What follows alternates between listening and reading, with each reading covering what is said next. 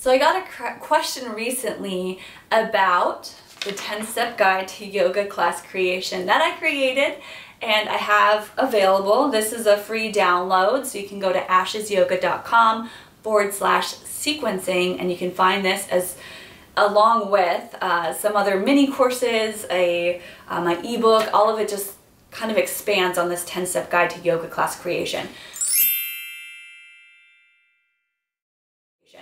So this 10-step guide is for vinyasa or power yoga classes.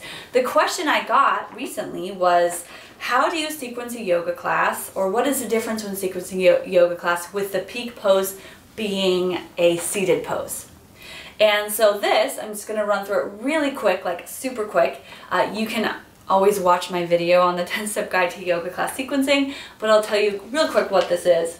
This is great for new yoga teachers just getting started who need a simple plan, simple guideline. Number 1, introduce yourself or set up your space. Number 2, pick a starting pose. Number 3, set up the breath. Number 4, do some spinal warm-ups, so simple warm-ups. Number 5 is some sun salutations, very basic, very common in a vinyasa yoga class. And number 6 would be to add some standing poses or standing pose series. We're getting to past the warm-up. So sun salutations are sort of the end of the warm-up, then we get into the main body of class. In between there, I would suggest adding some core work. I have that as like an additional little bubble because you can add them where you need it. So we've got some standing poses as number 6, and then that leads into a peak pose, or a sequence that leads into like a big hurrah type of pose. From that hurrah pose, you want to do a counter pose to rebalance and reset. And then we get into seated poses, cooling down, supine poses on the back, and then shavasana. But what about if my peak pose isn't a standing pose? Isn't this like big, huge hurrah type of thing? What if it's a seated pose? So I got asked, what if your peak pose is fire log? How would you sequence a class to that? So fire log pose, or double pigeon, you can call it too. I'm sure there's a Sanskrit name as well. Ankle is over the knee is over the ankle, and it's a big hip opener. So your peak pose is one that you want to spend a little bit of time with and give a lot of options for. So if someone's hips aren't like as open as mine, you'd want to use props or tell them just to take their foot in front of their leg or to do something else. So make sure you have the variations available for students who aren't quite into have the openness to do this pose. And this one's much more of a flexibility pose than a strength-based pose. So what you're going to want to do is actually heat up the muscles quite a bit so that we can get into this towards the end of class.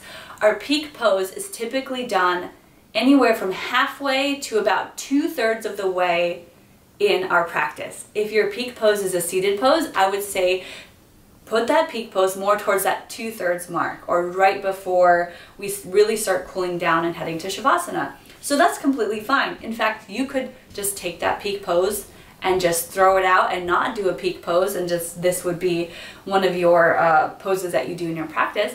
But knowing that this is your peak pose, this is where you want to head towards the end of your class, or towards that 2/3 mark, you're gonna try to piece together some standing sequences that will help to heat and open and to maybe do the opposite of what this is doing to help you get into this later on. So thinking with this pose in mind, think of what would you want for a starting pose? What's a good hip opener? What can we do to talk about intention or breath setup in regards to this challenging pose that gets into the hips? Some people will be upright, some people will be folding down.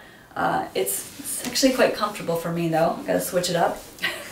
But most of your students and most of the population isn't as comfortable in this pose. So when you're doing the rest of your class setup, definitely be thinking about this. But if we take this pose and say, okay, what do we need to do in order to make sure that we're heated up for this?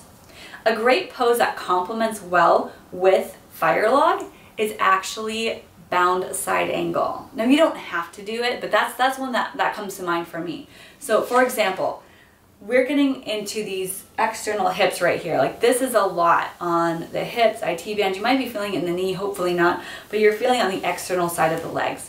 So to warm up and heat up a little bit, to do something the opposite of this before heading into this pose that might feel really good afterwards, is a bound side angle or bird of paradise. What we do for a bound side angle, we do some warrior poses, some other standing poses. This is an external hip rotation pose. So we've got this warrior style, and this now is getting to the internal side of the hips here, hand down. And we can stay in this pose, remember, give variations, but the boundness of it, the bind in this pose, so the hand behind the back, other hand underneath, and we're opening, actually helps to open up the chest and lift, so you're getting this really good strength and heat happening in the inside of the hip.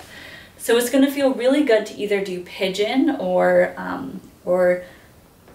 double pigeon, fire log, after this pose. So you get into here, you might step forward and lift into a bird of paradise, maybe not, but a balance side angle, or even just a side angle in general. So then you do a little flow to get out of it. But what would feel really good too then, again, like I said, either pigeon pose on that same leg that was forward, or you can bring it forward to double pigeon pose. And maybe you want the opposite leg, I don't know, other leg on top. Whatever it is, having, knowing that this is your peak pose, find some poses that you can plug in to help you with getting into this pose. So your standing balance pose might be that standing figure 4. So it might be here, because then you're prepping your muscles, so getting into a precursor to what you're going to be doing later on. So you might do that standing figure 4 as your balance, standing balance poses before coming down to seated and doing fire log. So hopefully that's helpful, but just thinking of both what you need to heat, what are the opposite muscles that you can work to make this pose feel really good, and what are some prep poses that are similar to this that you can add in either your warm-up or your standing poses or something to get you there.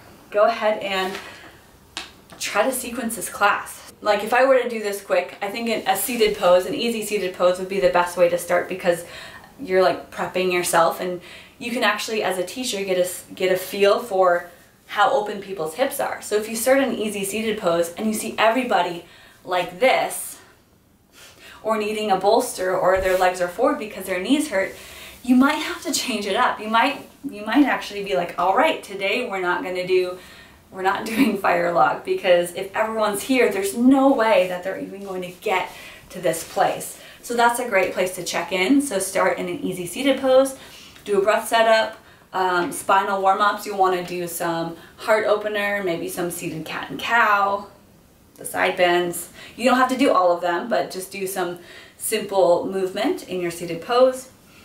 Sun salutation A, sun salutation B, any variations, however many you want. And then with the standing poses, I definitely would get into some warrior poses, because that's that external rotation that you want to be the opposite of your fire log or your hip opening poses. All right, standing balance, I said that figure 4 would be really good. It's kind of like a little prep. And then the sequence leading to the peak pose, you'll come down into a seated pose in order to get to that peak pose. So it doesn't have to be standing. And then cool down from there, right? After this pose, what feels really good? You can do a wide leg forward fold. Oh, that would feel so good. Okay, so again, I hope that was helpful, but that is what I would do if I were sequencing a class to fire log. If you have any other questions, please leave a comment, please ask a question, subscribe on YouTube, find me on other places. And again, my website is ashesyoga.com. To find this yoga class map, go to ashesyoga.com/sequencing, and you will find a few more options too. My ebook, my course, all that good stuff. Catch you later.